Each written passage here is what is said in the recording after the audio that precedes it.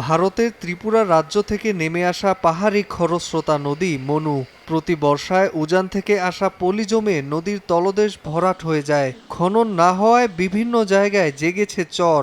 এতে প্রতি বর্ষায় নদীর পানি প্রতিরক্ষা বাঁধ ভেঙে জেলা সদরসহ রাজনগর ও কুলাউড়া উপজেলা প্লাবিত হয়। পানিতে তলিয়ে ক্ষতিগ্রস্ত হয় ঘরবাড়ি, সড়ক, ব্যবসা প্রতিষ্ঠান।